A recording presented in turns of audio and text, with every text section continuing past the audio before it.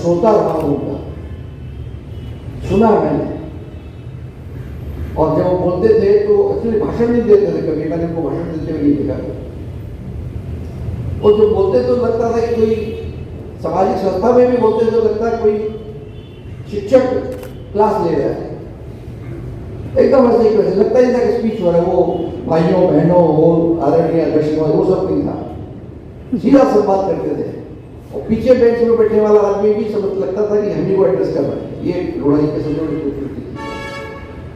हमारे अखबार के 25 वर्ष हो गए थे और हमने एक ग्रंथ निकाला था, एक पुस्तक निकाली थी, आदरणीय श्रीनिवास शर्मा जी ने संपादन किया था कि भारतीय स्वतंत्रता संग्राम में हिंदी पत्रों की भूमिका, जिसको करीबन 400 पेज का एक हमने बड़ी मोटी कॉपी निकाली थी।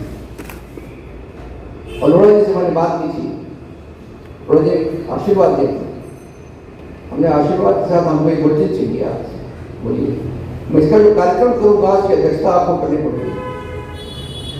तो उन्होंने मुझे वचन दिया और मैं दिल्ली गया था। उस वक्त उपराष्ट्रपति थे हमारे कृष्णकांत जी, जो खुद एक पत्रकार थे, बहुत बड़े राइटर भी थे, उपराष्ट्रपति थे भारत के। तो मैंने उनसे कहा कि ऐसे हमने एक पुस्तक प्रकाशित की है और हम चाहते हैं कि उसका विमोचन आप करें। थोड़ा असमंजस था उनको, से तो लेखक साहित्यकार, लेकिन उपराष्ट्रपति की अलग एक रुतबा होता है, जब तक वो समझ नहीं लेंगे कौन बड़े महत्वपूर्ण लोग आ रहे हैं उसमें। तो मैंने जब कहा कि लोढ़ा जी अध्यक्षता कर रहे हैं, तुरंत तैयार हो गए। लोढ़ा जी कल्याण जी आ जाओ, और वहां गए। और वो कार्यक्रम हमने राजभवन में किया। कृष्णकांत जी ने कहा कि राजभवन में करो कार्यक्रम। हमने राजभवन में हम कैसे कार्यक्रम कर सकते हैं, वहां तो सरकारी कार्यक्रम होते हैं। तो बोले कि ठीक है, मैं बोल दूंगा उनको।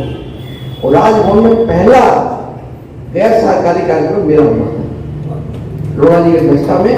उस पुस्तक में कृष्णकांत जी ने, तो वो मेरा, चूंकि अपना हर व्यक्ति थोड़ा कैश करता है, बजाता है, बनी है हम तो वैसे भी कैश करने का आदमी है। तो मैंने लोढ़ा जी से अपने आत्मीय संबंध को थोड़ा समझिए, बजा दिया इस बात में।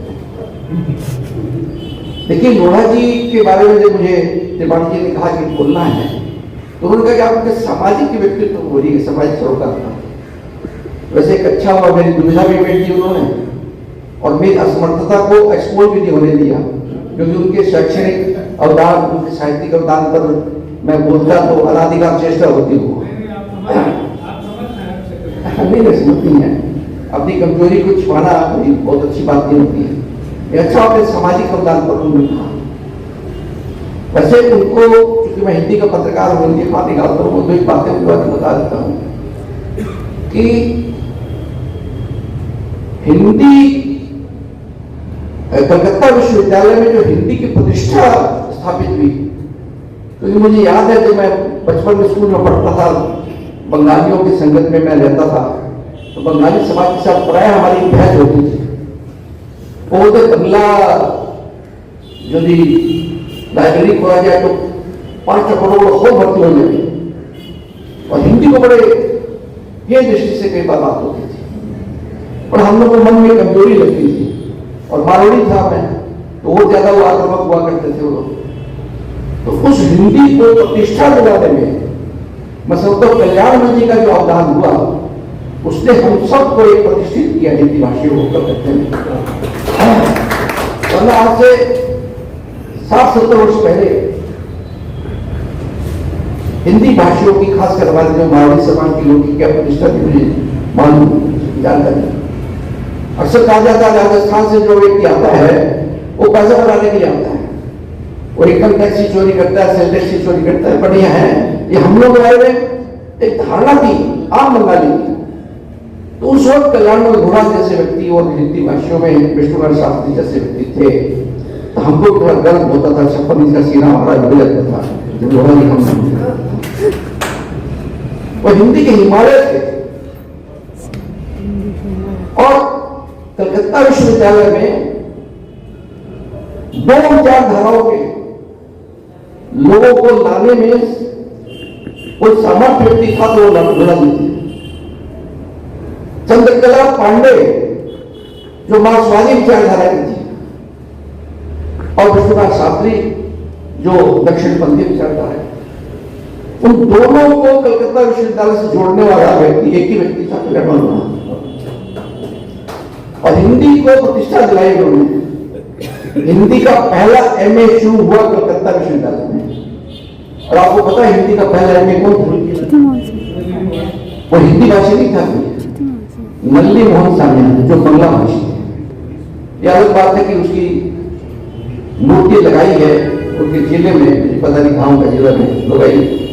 और बंगला का जो पहला एमए हुआ पहले बागड़ा में, वो एक मारवाड़ी था। ये बहुत कम लोग जानते हैं। जब कहा जाता मारवाड़ी से धंधा करके आता था, वो थे भगवान दास सदाल का। यह अलग बात है कि हमने उनकी मूर्ति कभी लगाई नहीं आज तक। और शायद संस्कृत के भी पहले एमए वही थे। बंगला संस्कृत के एमए विद्यार्थी हमारे बंगला भाषी हुए, और हिंदी का जो पहला विद्यार्थी हुआ वो हिंदी भाषी, बंगाली भाषी हुआ। ये बहुत बड़ी बात थी। और शास्त्री लोहरा जी का सामाजिक, शैक्षणिक, साहित्यिक विषय को तो काफी आप बोले हैं, और अभी और बोलेंगे। पाषाण जी को सुनने के लिए मैं भी आपको बहुत वर्षों बाद पाषाण जी से मुलाकात हुआ है। अभी तक फेसबुक में देखते थे आपको पाषाण जी। उनका एक अभिनंदन ग्रंथ निकला, प्रतिध्वनि निकाला, वो है प्रति है मेरे पास है। मैं जब उन्होंने कहा कि तो मुझे मिला नहीं, इसी बीच में मेरा संपर्क हुआ लोहरा जी की पुत्री सुषमा से। उनका अचानक एक दिन फोन आ गया मेरे पास, दिल्ली में सुषमा सिंघवी जी। तो मैं कहते आ रहे हो कार्यक्रम में, उसमें हिंदी में बच्ची भी हमने आपके वो अभिनंदन ग्रंथ है क्या? और हाँ है, वो लेते आइए साथ में, हमको बड़ी जरूरत है, मिल नहीं पाए। लेकिन उसमें मेरा भी एक लेख था, वो लेके आए तो मैंने पूरा देखा। 700 पेज का, इतनी बड़ी साइज में वो अभिनंदन ग्रंथ है, 700 पेज का। और उसमें करीबन 200 से अधिक लोगों ने लिखा, 200 से अधिक लेखन जिन्होंने लिखा है, उसमें हिंदी के मुद्दत साहित्यकार भी हैं, उसमें हिंदी के शिक्षक भी हैं, उसमें बंगला भाषी भी हैं, और सामाजिक क्षेत्र का ऐसा कोई व्यक्ति नहीं है जिन्होंने नहीं लिखा। ये सबसे बड़ी बात है। सामाजिक क्षेत्र का हर व्यक्ति में, जितने भी सामाजिक क्षेत्र के लोग हैं, सबका वहां पर छोटा बड़ा लेखा लड़ने वाले हैं। ऐसा इंद्रधनुषी व्यक्ति दूसरा नहीं हुआ जिनको सामाजिक क्षेत्र में, शैक्षणिक क्षेत्र में, साहित्यिक क्षेत्र में, आध्यात्मिक क्षेत्र में, सब में इतनी बड़ी वरीयता हासिल हुई हो। ऐसा कोई व्यक्ति आपको नहीं। ये बड़ा दिन उसमें जैसा मैंने आपको बताया कि सुब्रत लाहिड़ी जो मार्क्सिस्ट प्रोफेसर प्रेसिडेंसी कॉलेज थी साम्यवादी, उनका भी लेख उसमें। और हम जैसे जो आदरणीय लोग थे, हम लोग के भी हिंदू जोशी से लेकर कोई ऐसा व्यक्ति हिंदू समाज क्षेत्र का व्यक्ति नहीं है या सेक्रेटरी का उसमें छोटी सी मोटी लेख नहीं है। वो सबको मैंने थोड़ा एकदम दृष्टि देखा, हर व्यक्ति ने उसको अपने अपने ढंग से राजी कर लिखा। और थे गुरु हमारे देखिए हमारे जी गुरु बैठे हैं, त्रिपाठी जी बैठे हैं, शंभुनाथ जी, इस जितने हमारे हम जिनको गुरु की रिटायर हो गए, रिटायर बसोती जी सब रिटायरमेंट हो चुके, रिटायर हो गए हैं, होने वाले हैं। इन गुरुओं के गुरु थे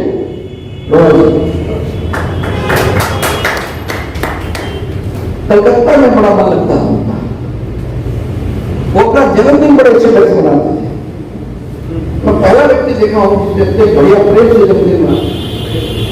जन्मदिन क्यों मनाते थे उसके पीछे भी उनका एक वजह थी।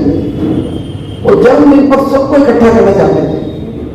एक परिवार में जैसे हम बुजुर्ग लोग चाहते हैं कि जन्मदिन पर हम परिवार के लोगों को इकट्ठा करें, भाई भतीजा बहन हमारे पोते पोते सब आए। तो अपने जो उनका जो साहित्यिक लेखकी सामाजिक परिवार था, उन सबको फोन कर करके वो बुलाते थे। इसमें कोई हिचक नहीं होती कि मेरा जन्मदिन तो आ जाएगा, पक्का हो गया ना, 2 बार रिमाइंड भी करते। और वास्तव में मजमा लगता था उनके जन्मदिन।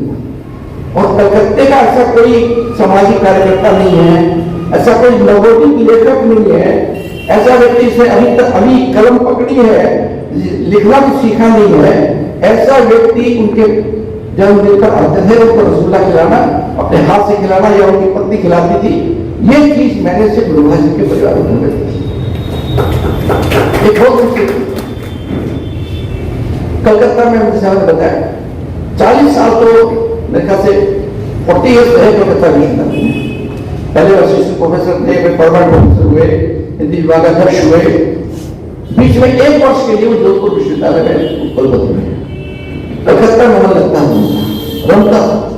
वो चाहते थे उनके घर पर लोग आए, बात करें, कोई भी व्यक्ति आ जाए, मामूली का लेखक भी आ जाए, फिर उसकी पीठ ठोकना, उसको बताना, समझाना। और कभी जगह हम कई बार कलकत्ता दूरदर्शन में उनके साथ वार्ता किए हुए। उनकी एक अपनी स्टाइल थी, जब बोलते थे और समझ ज्यादा बोलता तो घड़ी देखते थे। जब 2 बार घड़ी देख लें तो समझ लीजिए कि रोहा जी आपसे नाराज है कि आप बहुत ज्यादा बोल रहे हैं। वो इशारा होकर अपने आदमी समझते हैं। घड़ी देखने का मतलब ये वार्निंग है, अलार्म है, मतलब मौन, एक चेतावनी, मौन चेतावनी रोहा जी थी। ये उनकी थी, जिसे इरफान के बारे में कहा जाता है जो आंख से बोलते थे। इरफान जो फिल्म एक्टर, वैसे वो घड़ी देख के बोल जाते थे। ये उनकी स्टाइल है। और प्रेम और वात्सल्य तो इतना भयंकर था उनमें कि अपने दोस्तों के लिए, अपने प्रेम के लिए झूठ बोल देते थे। प्रेम से स्नेह को झूठ बोल देते थे। कलकत्ता में वो रहे, कलकत्ता और मन लगा। भले वो विश्वविद्यालय जोधपुर में मैं हूँ, भले जर्मनी जोधपुर में हूँ, कलकत्ता बड़ा मन था। लेकिन सबसे बड़ा दुखद पीरियड उनका अंत में हुआ, शायद आपको पता नहीं। किसी कारण से उनको कलकत्ता छोड़ना, उनके जहाँ रहते थे दूसरी बात पास, उसके साथ मकानदार रिजर्वेशन हुआ, ये हुआ। फिर वो कहीं हवा में रहे, कहाँ रहे, फिर बात से नहीं हुआ। ये उनकी मेरे ख्याल से मेरी उनसे बातचीत नहीं हुई। उनके जीवन का सबसे बड़ा दर्द रहा होगा, अगर ये मेरी कल्पना है, मेरा अपना केस है कि वो अंतिम 2 वर्ष में होंगे एकदम बहादुर शाह जफर की तरह। बहादुर शाह जफर ने दिल्ली बनाया, उनको अरेस्ट किया, वो बहुत देशभक्ति थे, अंग्रेजों ने अरेस्ट किया और उनको बहादुर शाह जफर को दिल्ली में नहीं रखा होंगे, जानते हैं दिल्ली में तो हमला का एक आंदोलन हो जाएगा, उसको ले गए बर्मा में। बहादुर शाह जफर ने कहा कि वो ठीक है, वो बीमार पड़ गए वहां पर। उन्होंने एक इच्छा प्रकट की अंग्रेज शासन से कि मुझे दफन करना दिल्ली, मेरी अपनी नौकरी में नहीं। तो समझ गया अगर कहीं दफन कर दिया उनको दिल्ली में तो वो एक समाज स्थल बन जाएगा, तो उनको ही दफन कर दिया बर्मा। लोहा जी की बड़ी इच्छा थी कलकत्ता रहे। जब जाने लगे तो कई बार बात बोली, मैं कलकत्ता में जाता हूँ, बच्चा मैं वापस आ जाऊंगा, वहां पर कहीं रहे हवा में, ऐसा बोलते हैं कि वापस आने का था नहीं। लेकिन जब मैं प्रेम की परिवार के लिए झूठ बोल देती हूँ, मैं वापस आ जाऊंगा कलकत्ता, यहाँ आऊंगा, बाहर हो पक्का। बाद में एक दिन पता लगा जयपुर में चले गए और वहीं उन्होंने निधन हो गया। वो उनकी मिट्टी कलकत्ते में नहीं हुई। मैं समझता हूँ जो उनके प्रेमी हैं, जो उनको उनके स्नेह भाजन है, उनके लिए भी जो 2 वर्ष का धूमधाम में बीता होगा, आपको अगर याद होगा आपको, उनसे 2009 से 2009 में सर्जरी हुई थी, 2007 से 2 वर्ष में है। वो हम लोगों के लिए जो हम लोग लोहा जी के स्नेह भाजन थे, प्रेमी थे, उनके लिए भी ये बड़ा दुविधा का समय था। पर कहाँ है लोहा जी, कहाँ है? कोई लापता व्यक्ति के बारे में पूछता, वैसे पूछते रहे लोग, पागल हो जाता है, अरे नहीं पता चला ये एक बड़ा हम लोग को आज भी उसका कष्ट है, तो मैंने और एक बात कहूंगी और लोगों को बताना चाहता हूँ, बड़े आंदोलनकारी थे, अभिजात वर्ग की शिक्षा के बिल्कुल विरुद्ध थे शिक्षक के रूप में, कि बड़े लोगों के लिए अलग शिक्षा व्यवस्था हो, आम आदमी के अलग हो, इसके हमेशा विरोध किया उन्होंने। कई मामलों में हम लोग बैठते थे, कई चीजों के जो पैसे के बल पर, धन के बल पर समाज में वर्चस्व स्थापित करने के बिल्कुल खिलाफ थे। इसलिए अपने समाज के भी कई लोगों के खिलाफ बोलते थे, खुल्लम खुल्ला बोलते थे। मुझे याद है मैं नौपाली विद्यालय में सबसे पहले एडमिशन हुआ तो के शिवाली थे शिक्षा मंत्री, वहां थे रुमानी करने। उस वक्त मेरा लोहाजी का बच्चा था उस वक्त। तो लोहाजी ने प्रदर्शन किया, क्योंकि जो महर्षि विद्यालय सर स्कूल सारे लोगों के लिए पहली बार बड़े लोगों के लिए स्कूल खुली है लोपाली विद्यालय, इंडिया स्कूल थी लोपाली विद्यालय। तो उसका विरोध किया उन्होंने, सड़क पर खड़े होकर के, गेट पर खड़े होकर के विरोध करने वाले। उसी के आसपास की मैं घटना आपको बताता हूँ। एक कभी सम्मेलन हुआ था हिंद सिनेमा में, मैं छोटा बच्चा था, नया नया कलकत्ता 2-4 वर्ष हुए थे। तो महेश्वरी भवन वालों ने या महेश्वरी सवाल किया था, नीरज बहुत बड़ी बड़ी कवियां आई थी उसमें। तो हमको इच्छा हुई हम सोए नीरज को देखे हैं, बड़े बड़े कवियों को दर्शन करें, उनको कलकत्ता में। हम लोग गए तो एडमिशन नहीं हुआ, बोलिए आप कार्ड लाए हैं, नहीं जा सकते, तब तक हो रहा है। हम लोग घेरी का मेरा तो चलो देखिए हम लोग आए सुनने के लिए, और हम लोग लौट अंदर में तो कुछ तो करेंगे तो फूल हो गया। तो लौटी में रखी तो बात अंदर गए, अंदर जाके बोले नहीं, अगर वो लोग जो बाहर खड़े हैं असली श्रोता वही लोग हैं जो इन कवियों को सुनने आए हैं, कवियों को देखने आए हैं, उनको आप अंदर लाइए। और कुछ खाली भी कुछ झूठ बोलते थे, ऐसा अंदर हो गया। बाहर आकर के हम सबको लेके गए वो, और सबको बैठाया और सबको हम लोग सुनता है। ये लोहाजी थे, उनका ये जो रूप है, ये जो आंदोलनकारी रूप, ये जो क्रांतिकारी रूप उनमें था, उसको भी धुआ, वो बहुत कम लोगों को जानकारी है। बाप दादी को लेना नहीं चाहता, क्योंकि पाषाण जी को सुनना, मुझे आप भी सुनना चाहेंगे। और मैं 2-4 बातों के साथ में उस महान व्यक्ति को, उस इंद्रधनुषी व्यक्तित्व को मैं प्रणाम करता हूँ, नमन करता हूँ। आपका बहुत बहुत धन्यवाद, आपने मुझे आया बोलने की मदद।